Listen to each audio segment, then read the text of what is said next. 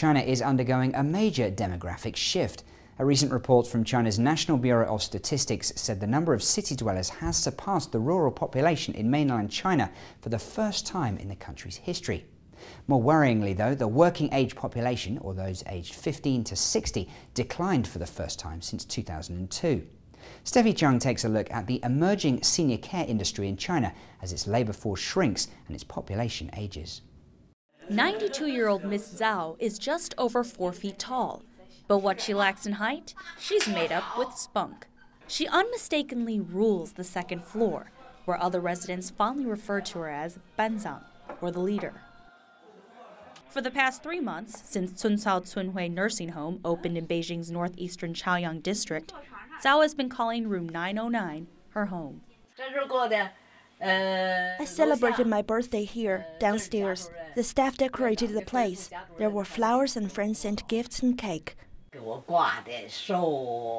This nursing home is part of a growing senior care industry in China, designed to address the country's rapidly aging population, a problem that's been compounded by more than 3 decades of family planning restrictions and generated a phenomenon commonly known as 4-to-1, families with 4 grandparents and 2 parents dependent on one child's care.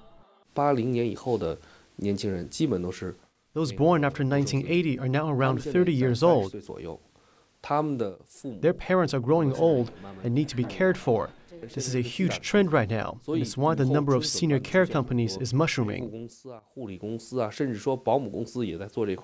While many countries are faced with aging populations, China's problem is even more acute. Government figures show that over 13% of the population, or 178 million residents, are age 60 or above. But by 2050, that number is expected to grow to nearly a third of the population, or over 400 million people. The majority of these residents are wealthy, well-educated, and some have children overseas, so they can afford the facility's monthly fee of 5,000 yuan. But considering that the national average income for rural residents is less than 600 yuan per month and 2,000 yuan per month for urban residents, private nursing homes like the one Ms. Zhao stays at are for many financially out of reach. Experts hold the widely shared view that China will be the first country to get old before it gets rich, generating an additional host of socioeconomic issues. One such challenge is dealing with a lack of social benefits and welfare for the nation's migrant workforce. Millions of migrants from rural parts of China, who often work for low wages and without contracts, usually aren't covered by insurance or pension plans. This 60-year-old maintenance worker in Beijing says he's concerned about his future and will need to continue working long past the standard retirement age, 60 for men and 55 for women. I'm worried about the future. What will I do if I get sick? I can't afford medical care. And if I somehow didn't have enough money, I'd just die. The need for more affordable solutions, and ones that may evade traditional cultural taboos of retirement homes, have given rise to another model. Founder of Pine Tree Senior Care Services, Nini Wang, says delivering specialized care straight to homes offers a more sustainable solution and an alternative to round-the-clock care for those seniors who exercise some degree of autonomy.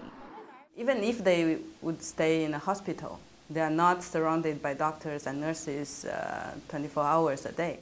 Looking at how we can maximize the utility of a day for any of these care staff, we found a way to lower the cost for the users. Pine Tree dispatches professional carers to visit different senior homes throughout the day.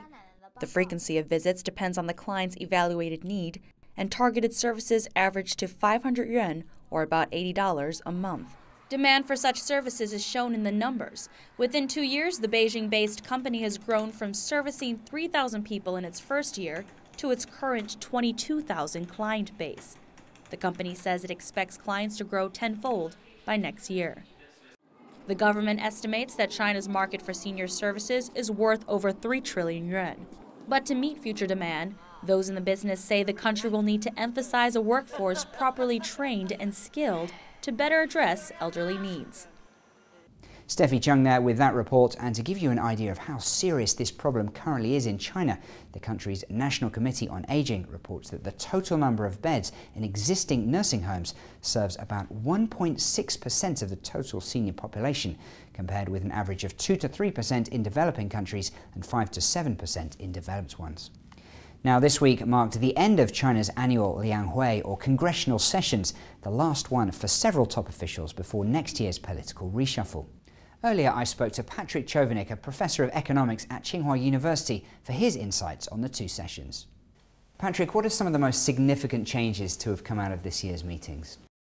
Well, usually not much actually comes out of the National People's Congress. I think the best way to think about the NPC is more like the national political conventions that the two parties have in the United States every 4 years, where not a lot of actual decisions are made. We all know what the outcome is, but it's a platform to communicate the party's priority and the government's priorities to the people, appear responsive to public concerns, and that's really what the NPC has become. It's really a national week-long political theater that takes place in Beijing.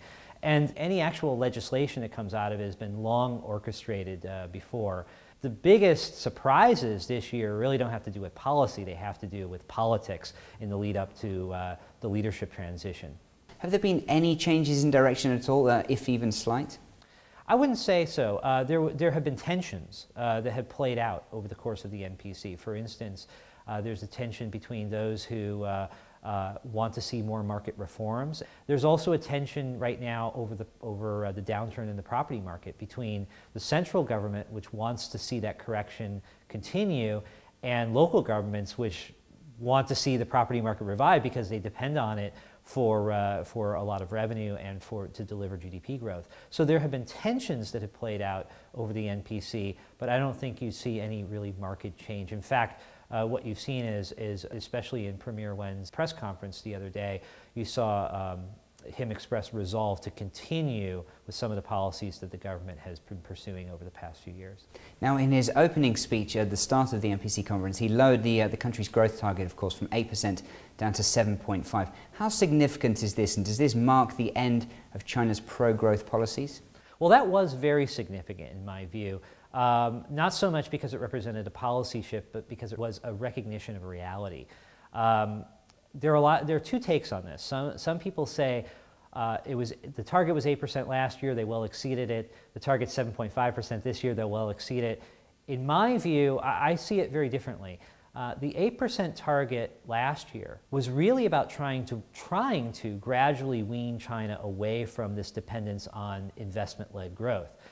That unfortunately didn't happen, and this year more than half of GDP growth in 2011 came from a continuation of the investment boom, and a continuation that there was an effort to rein in credit, but there was an explosion of informal credit that continued to finance this growth, including in the real estate sector. And this 7.5% is significantly below the magic 8% number. I think represents a recognition that going into this year, because the adjustment didn't take place last year, there's an even more difficult adjustment taking place that needs to take place this year, and China is facing some very strong headwinds coming into this year, into 2012. That was Patrick Chovanec, a professor of economics at Tsinghua University here in Beijing. Now, in our final section of the show, By the Numbers, we'll take a look at some of the figures that have been in the news over the past week.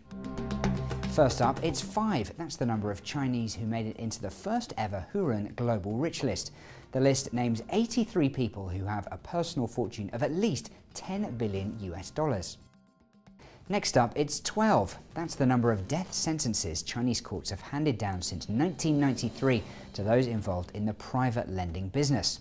The life of recently convicted businesswoman Wu Ying still hangs in the balance as she awaits the Supreme Court's review of her death sentence for fundraising fraud. And lastly today, it's 322 million. That's the daily profit in yuan made by China's cigarette monopolistic giant China Tobacco in 2010, the latest available figures. Measured on a yearly basis, the company reaped in nearly 120 billion yuan, or $19 billion US. Good news for China's tax bureaus, which rake in a huge chunk of that profit, but bad news for China's 350 million smokers who are looking at not only steeper prices for cigarettes, but also more healthcare expenses. That's all for this week's China Biz. I'm Mark Dreyer. Thanks for watching. See you next time.